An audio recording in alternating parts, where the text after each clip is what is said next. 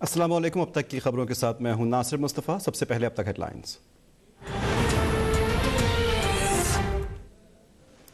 TLP से बातचीत चल पड़ी है।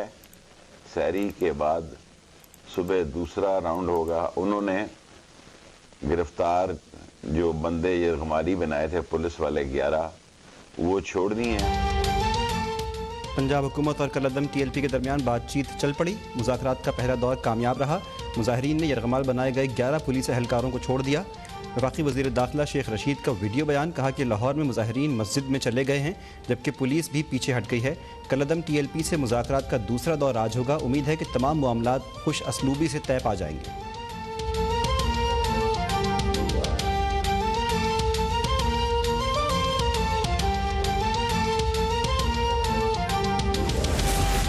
लाहौर में एक मकाम के अलावा पंजाब में अमन अमान की सूरत हाल तसल्ली बख्श है। अवाम गैर तस्दीक शुदा ज़राए अबलाग से मिलने वाली इत्तलात पर कान न धरें। वज़ीर आला पंजाब उस्मान बुज़दार की अपील, कहा कि पुलिस, रेंजर्स और दीगर तमाम इदारे अपने फ़राइज़ बखूबी सर अंजाम दे रहे हैं।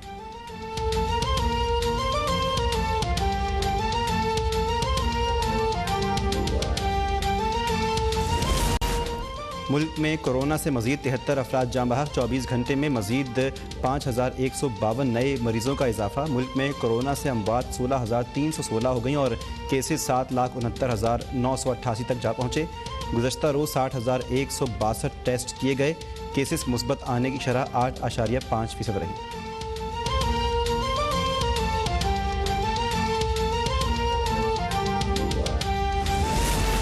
मुल्क भर में पहली से 8वीं तक स्कूल्स ईद तक बंद। 9वीं से 12वीं जमातों तक तालीमी इदारे सख्त SOPs के साथ आज खुल गए। पहले रोज़ तलबा की हाज़िरी इंतहाई कम। वफाकी वज़ीर तालीम शफ़क़त महमूद ने कहा कि 9वीं तक 12वीं क्लासेस एक दिन छोड़ कर ली जाएंगी। O और A लेवल इम्तहानात शेड्यूल के मुताबिक होंगे। सिंध में 8वीं तक क्लासेस मज़ीद 10 रोज़ के लिए मुअत्तल। तालीम बज़रिया ऑनलाइन होमवर्क और दीगर ज़राए से जारी रखने की इजाज़त।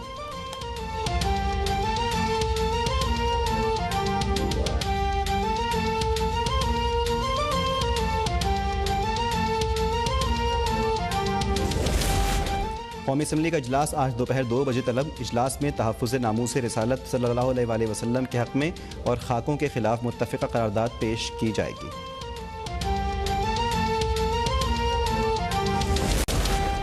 शहबाज शरीफ की ज़मानत का मामला रेफरी जज के पास जाने पर तर्जुमान नून लीग मरियम औरंगज़ेब का रद्द-ए-अमल, कहा कि पहली बार ज़मानत हुई लेकिन हुक्मनामे पर दस्तखत नहीं हुए।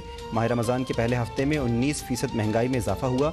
ख़वातीन 1 किलो चीनी के लिए कतार में लगी हुई हैं। 1 किलो चीनी भी शनाख्ती कार्ड देकर मिलती है। उनका काम बस यही है कि मुखालिफिन को गाली दो और इन पर कीचड़ उछालो।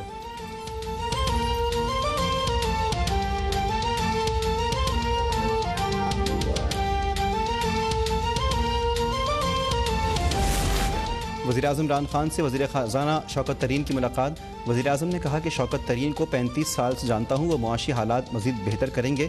शौकत तरीन ने वजाहत की कि TV इंटरव्यू में कही गई बातें सिर्फ मौजूदा हुकूमत से मुताल्लिक़ नहीं थीं बल्कि माजी की हुकूमतों की जानिब इशारा थी। GDP ग्रोथ को कम से कम 6 से 7% पर लाना होगा।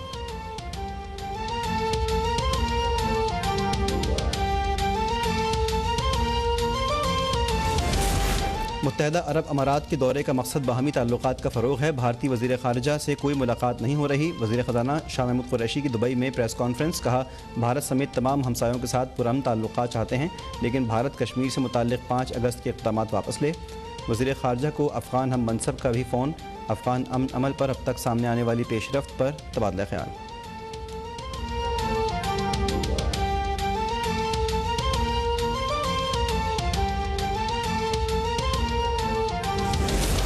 नून लीग के दौर में भारत से सिफारतकारी पर इल्ज़ाम तराशी की गई लेकिन अब हुक्मरानों ने भारत के सामने घुटने टेक दिए हैं। नून लीग के रहनुमा एहसान इकबाल की हुकूमत पर कड़ी तनकीद। बोले, नून लीग के दौर में भारत की इतनी ज़रूरत नहीं थी कि वो कश्मीर की हैसियत को तब्दील करे।